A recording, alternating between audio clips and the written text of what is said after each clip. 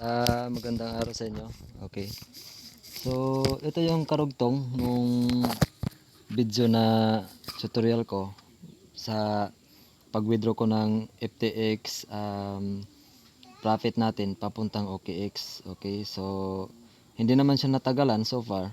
Mga 10 minutes lang siguro. Dumating yung um, winidraw ko na $12 sa aking FTX and papuntang OKX. So ito siya guys, so nakikita nyo, ayan, um, nag-pop up yung OKX ko. Okay, nag-email sila sa akin na kung nababasa nyo, ayan, na OKX, you have received USDT, you have received USDT, either you've got 11.76.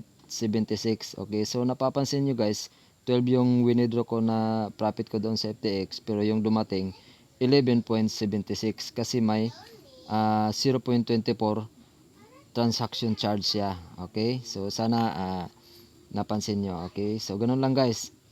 So punta na tayo ngayon sa aking OKX wallet app para ilagay natin yung ipasok natin yung 11.76 natin papunta sa ating GCash. Okay, so tap natin tong OKX wallet app natin. Okay, so sundan nyo lang tong video guys ha. At sana bago kayo magawa ng transaction sa FTX nyo at saka sa OKX nyo, sana fully verified na yung mga account nyo muna bago kayo mag-transact ng withdrawal para iwas sa anumang mga kamalian guys, o kaya iwas sa pagkakaroon ng problema na mawala yung balance nyo. Okay, so sana naka-fully verified kayo. Halimbawa dito, kailangan itong naka-verified kayo. Okay, papakita ko lang sa inyo kung saan kayo magbe-verified. So meron namang video tutorial na ginawa ko kung paano mag-verified sa mga OKX wallet natin. Okay, so halimbawa ipapakita ko lang saglit. Okay, itap nyo yung profile nyo. Okay, so halimbawa itap nyo yung profile nyo para makita nyo yung akin. Okay, so nakikita nyo itong account ko is fully verified na. Kumbaga yung identity verification ko naka-level 2 at saka yung trading fee tire ko naka-level 1. Okay, so okay na yan guys. So sana ganyan na yung mga account nyo bago kayo mag-transact ng withdrawal. Okay, so back lang tayo sa ating homepage ng OKX wallet app.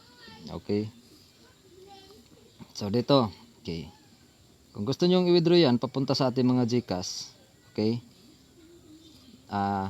tap nyo tong P2P trading. Okay guys, sundan nyo lang tong video ko guys ha. Okay, so P2P natin, tap natin yung P2P. Okay, tinap ko na yung P2P ko. Okay, okay, so dito nakikita nyo, okay, may buy dyan at saka may sell. Okay, so dito guys, sa part na to, itatap nyo tong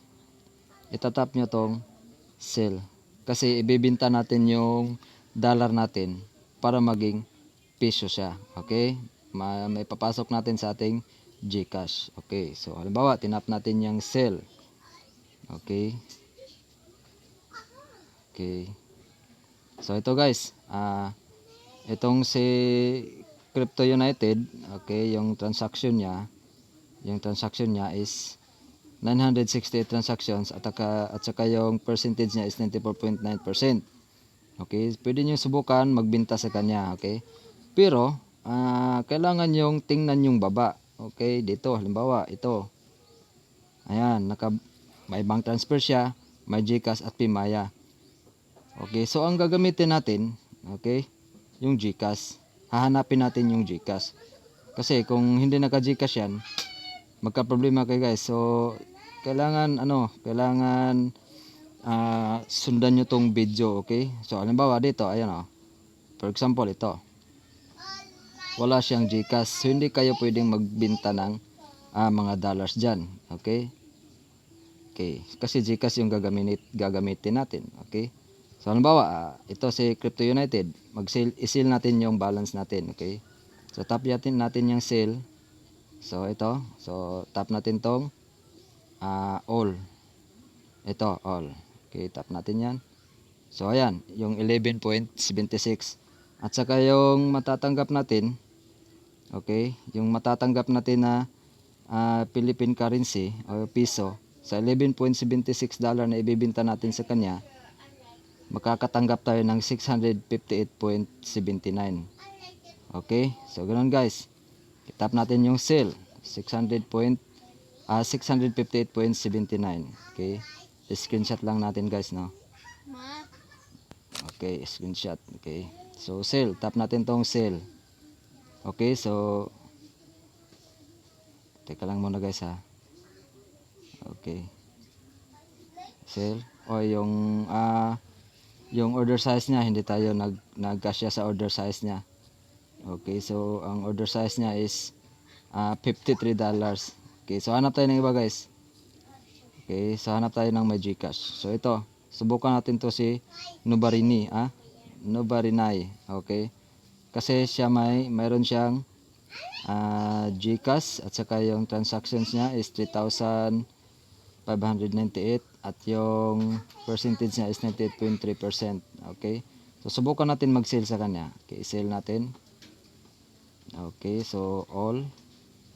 Okay, so ganun pa rin, 658.67 sa sale. Okay, tap natin okay. Hindi pa rin siya tatanggap guys. Mayroon pa rin siyang order size. So dito kay St. John. So dito lang kayo mamimili guys kung saan nyo ibibenta yung dollar nyo. Okay. So sale natin kay St. John. Okay. Sale 658.67. Okay, sale. So ayan guys, so nakikita nyo niya yung yung mga information natin, 'di ba, sa GCash. Kung first time nyo mag-sale dito, hihingan kayo ng mga GCash account nyo. Pangalan nyo, apelyido nyo, tapos GCash number nyo. So i-fill up nyo lang 'yon para ma-verify yung account nyo sa GCash dito sa OKX at makapag-transact kayo ng buy and sell USDT. Okay, so tap natin tong sell. Okay, so yung matatanggap natin is 658.67.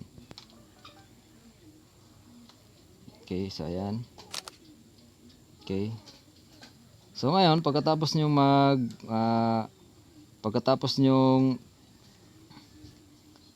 okay, saglit lang guys ha. Pagkatapos nyong pindutin yung sale, may lalabas dito sa nakikita nyo, may lumabas na ayan, message icon dyan. I-tap nyo lang yan. Okay guys, so i-tap natin yan. So ito, okay, so ayan, babasahin nyo lang to dito guys. Pwede kayo mag-chat sa kanya. Okay, ayan, you have sale order waiting for payment. The buyer is transferring assets to you. Check your account. Okay guys, excuse me. Okay, so pwede nyo siyang i-chat dito. Okay, okay, halimbawa ito, pa-send po ng resibo. Okay, resibo, thanks.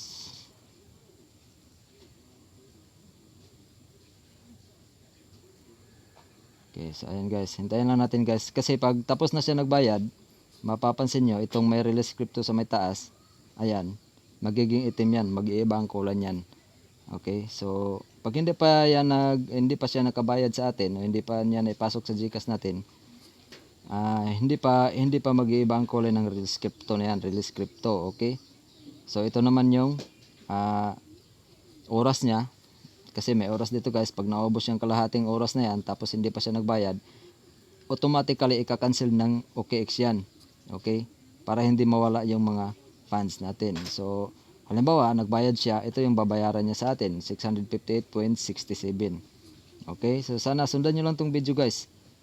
Okay, so antayin lang natin mag-iba yung kulay ng release crypto. Okay, okay, pag-isuyo na rin guys, no. Hingin na rin lang ako ng pabor ulit. Kung halimbawa nakapanood kayo ng video na to, tutorial ko, mapupunta kayo sa aking channel guys. Okay, tap nyo lang yung link, mapupunta kayo sa channel ko sa YouTube. Okay, paki-subscribe na lang din guys, at saka paki-like na lang din. Okay, para mas marami pang tao na makapanood ng video ko at makatulong ito sa FTX natin. Okay, so thank you guys ha, salamat. Okay, so antayin lang natin na mag ah, bayad siya. Okay guys. Mama! Ah! Ang ingnan! Okay guys, sandali lang guys ha. Hindi pa siya nagbayad kasi guys. Antayin lang natin muna. Okay. So ito yung babayaran niya, 658.67. Okay.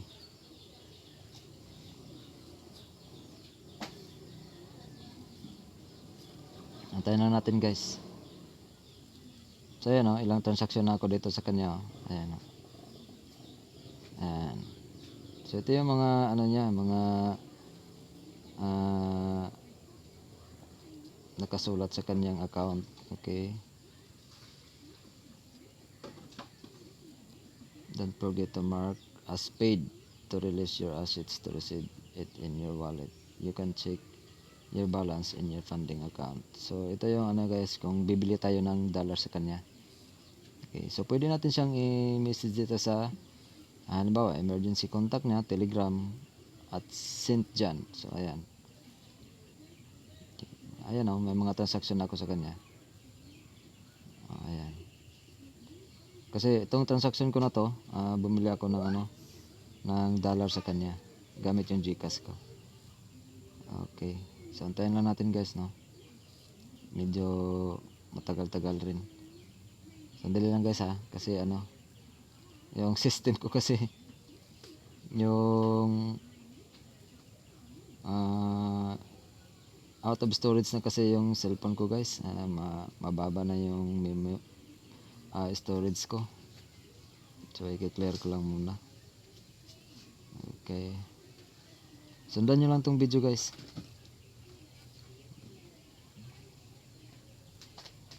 I-skip nyo lang tong part na to kung gusto nyo. O kaya i-fast forward nyo na lang din. Okay.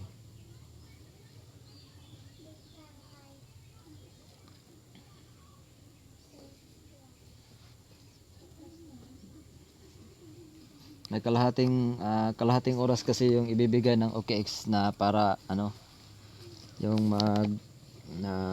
mag-reply sa atin yung binintahan natin ng dollar. Kasi itong OKX wallet app guys, isa rin tong trading platform na buy and sell. So walang kinalaman dito yung FTX International. Okay, so nag-download lang tayo nitong OKX wallet app para mag-withdraw tayo sa ating FTX, ipasok natin dito. At saka itong itong OKX, dito natin ibibenta yung USDT natin para maipasok natin sa ating mga GCash. Okay.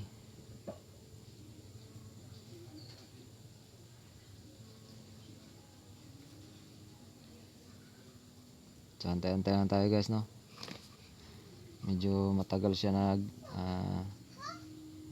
nag reply sa atin. Busy siguro yung buyer. So ito may nakasulat dito, don't trust any screenshots or chat outside OKX. Verify the payment information on your account before proceeding with confirmation. So mayroon yan ay isang babala guys. Kung halimbawa nag-reply na sa inyo yung buyer, tapos sabi niya na-release niya yung bayad o nakapagbayad na siya sa inyong mga GCash. Bago nyo i-release yung crypto na yan, bago nyo ito i-release, okay, i-check nyo muna yung mga GCash account nyo kung naipasok na nga yung amount. Halimbawa itong 658.67, i-check nyo muna sa GCash nyo kung naipasok na nga. Kung halimbawa na-check nyo na, nakapasok na siya, tsaka nyo lang i-release yung mga crypto assets nyo o yung dollar nyo. Okay, tsaka nyo lang i-confirm. So maghintay lang tayo guys. medyo matagal nag-response yung buyer natin. Ayan. So kalahating oras yan. Mayroon pa siyang 22 minutes. Okay. Maghihintay lang tayo ng 22 minutes. Pag hindi talaga siya nakapagbayad guys, ika-cancel direct tayo ng OKX. So walang sell and buy na nangyari. Okay. So hindi magkakaltas yun sa mga OKX balance natin. So walang problema. Ganon ka-safe yung mga account natin dito o yung mga pera natin dito sa OKX. Okay. So trustworthy talaga tong OKX guys. Okay.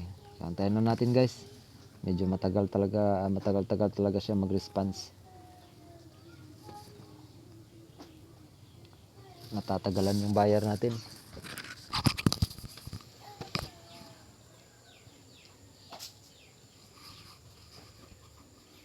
Sandali lang guys ha. Ayan guys so nakikita nyo. Okay. Ayan. Kumitim na yung release crypto. Okay, ibig sabihin yan nagbayad na daw siya. Ayan buyer paid for order. Confirm that you've received payment. Okay, so i-chat lang natin. Check ko lang po muna. Check ko lang po muna. Okay. Okay. Tingnan natin ngayon yung GCash natin. Kung pumasok na nga yung 658.87. Okay. Check natin guys.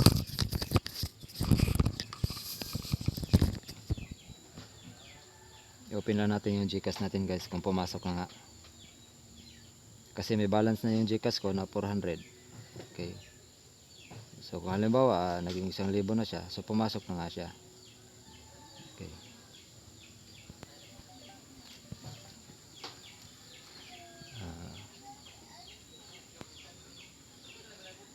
So nagsorry pa siya kasi natagalan siya ng ng pagbayad. So okay lang yun guys. Na-click ko agad ang payment complete. Okay. Okay.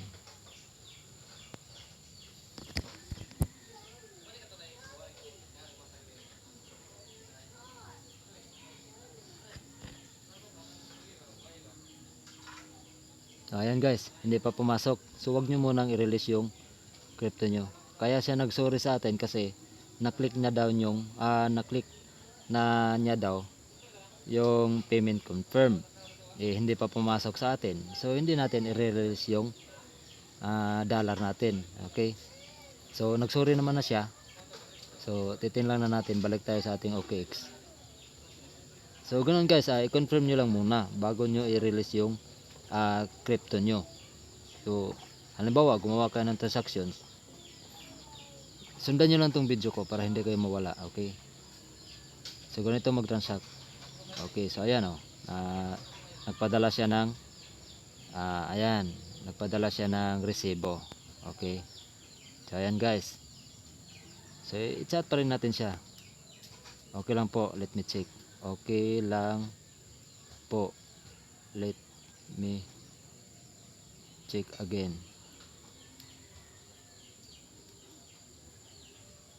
Okay, so balik tayo sa GCash natin guys kung pumasok na nga. Okay, huwag kayong maniwala sa resibo lang guys. I-check nyo talaga sa GCash nyo kung pumasok na yung pera. Okay, bago nyo i-release yung crypto. Okay, dapat siguraduhin nyo talaga. Okay,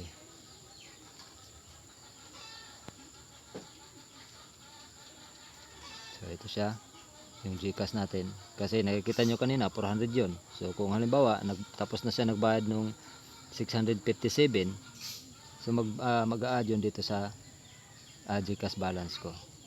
Okay, so naglo-loading pa siya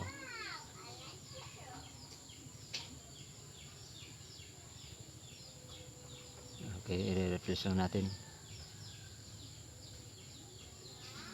Ayan, pumasok na. Kita nyo? Ayan ayan, naging 1,120. So, ibig sabihin pumasok na nga. Okay, so i-release na natin yung crypto ngayon. Okay. So, punta tayo ulit sa ating OKX wallet app para i-release yung $11.76 natin sa kanya. Okay. So, wait lang guys ha, naglo-loading siya. Kasi yung system ko, yung storage sa phone ko, medyo mababa na. Okay.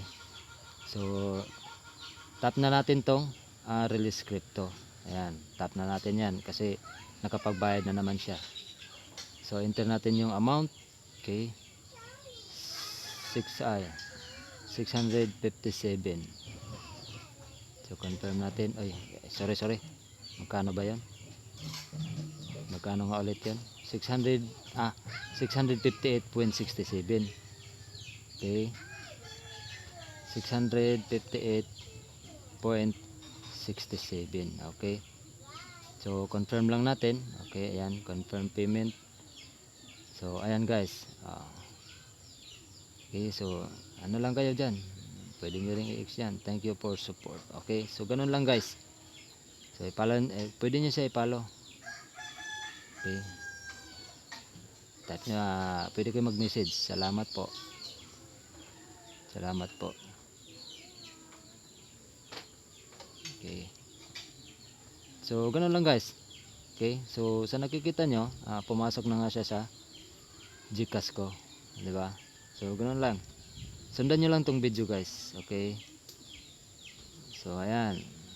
Pwede nyo itap yung message icon. So, ayan, diba? Nag-chat siya. So, ganun lang. Okay. So, tapos na yung transaction natin dito guys. Okay. Nakapagbayad na naman siya. At inirelease natin yung crypto natin. So, okay na yun.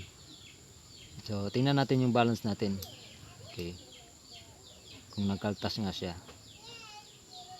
Okay. Okay. Ayan yung system ko. So, pakisayo na rin guys ha. So, ayan, di ba? Nakikita nyo. Ayan o.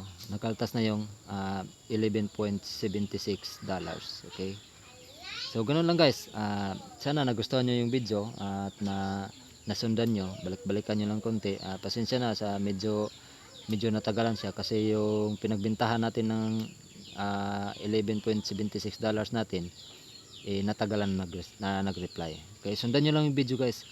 Okay, pakisayo na rin lang at paki-like at paki-subscribe na lang din ng channel ko. Okay, thank you.